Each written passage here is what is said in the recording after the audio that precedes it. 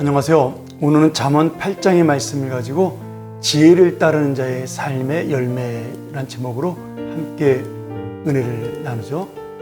지혜를 따르는 자의 삶의 열매는 무엇일까요? 잠언 8장에서 1절부터 5절까지 그 지혜가 무엇인지를 보편성을 이야기하면서 그 지혜의 열매에 대한 이야기를 6절부터 21절까지 말씀해주고 있습니다. 여기서 말하는 지혜는 하나님의 뜻을 아는 분별력을 지혜라고 할 수가 있겠죠. 그래서 지혜와 명철은 하나님의 그 분별력을 가지고 우리의 문제를 해결할 수 있는 믿음의 능력이다, 이렇게 볼 수가 있겠습니다. 오늘 이 8장에서는 지혜를, 명철을 사람처럼 이렇게 의인화해서 표현하고 있습니다. 그래서 지혜가 우리를 소리 높여 부른다, 이렇게 말씀하면서 내가 어디에 가든 이 지혜를 가지고 살아야 되고 명철을 가지고 살아야 된다는 말씀을 우리에게 주고 있는 것이죠. 지혜가 우리를 부르는 이유가 무엇일까요? 네가 사는 인생이 하나님을 경외하는 지혜로운 삶을 살아라.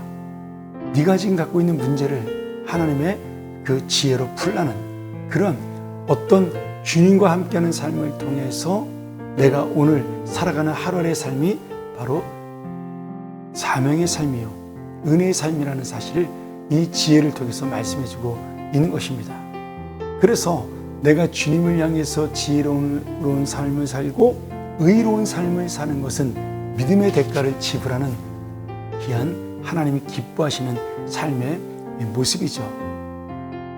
우리가 이러한 하나님의 지혜로운 삶을 살기 위해서는 주님이 주시는 하나님의 귀한 말씀, 진리의 말씀, 오늘 당장 나에게는 힘들고 어렵고 쓴 약처럼 보이지만 결국 나를 바르게 세우시는 하나님 말씀 앞에 귀를 기울이라고 요청하고 있습니다. 이것을 10장 10절 11절에 우리가 지혜에 투자해야 한다. 그렇게 지혜에 투자할 때 결국 하나님을 찾는 자가 만나듯이 우리가 풍요롭고 행복한 삶을 살 수 있다라는 겁니다. 내가 주님에게 투자하면 주님은 나에게 복이 되는 재물로 부어 주십니다. 내가 믿음으로 살면서 공의롭게 재물을 얻으면 그것은 거룩한 물질이 된다라는 말씀이시죠. 그래서 세상 모든 사람들이 다 부귀영화를 누리지만 그것은 똑같은 부귀영화가 아니라 하나님의 진리로 살아갈 때 얻을 수 있는 진정한 부귀영화야말로 우리의 복이다, 이렇게 말씀하고 있는 것이죠. 오늘 여러분, 주님께서 분명히 우리에게 약속하셔요. 나의 열매는 금이나 정금보다 낫다.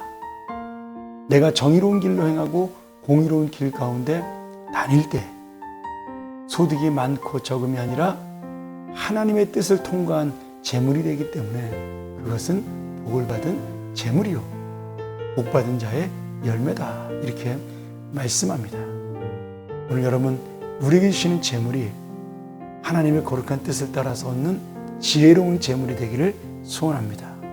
내가 명철을 따라 삶으로 내 문제가 해결되고 하나님의 뜻이 내 안에서 이루어지는 귀한 삶의 해결이 있고 문제가 있어도 풀어지는, 그래서 이 땅에 창고가 비어도 하늘의 창고를 채우는 믿음의 삶이 되기를 간절히 축원합니다. 함께 기도하겠습니다. 하나님 아버지, 지혜로운 삶, 명철한 삶, 하나님의 뜻을 따르고 하나님 앞에 순종하는 삶, 결국 그것이 우리를 복되게 하고 풍요롭게 하는 삶인 줄 믿습니다. 다 같이 우리가 부귀영화를 원하나 주님의 뜻대로 이루어지는 거룩한 부귀영화를 이루는 삶이 되게 도와주시옵소서.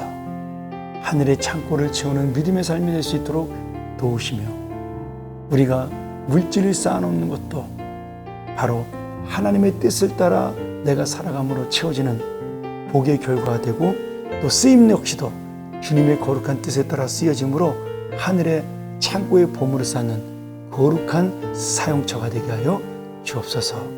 이것이야말로 지혜로운 삶이요, 세상의 삶이 아님을 깨닫게 하셔서 우리가 이 땅의 지혜로운 인생이 되게 하여 주시옵소서. 예수님의 이름으로 간절히 기도합니다. 아멘.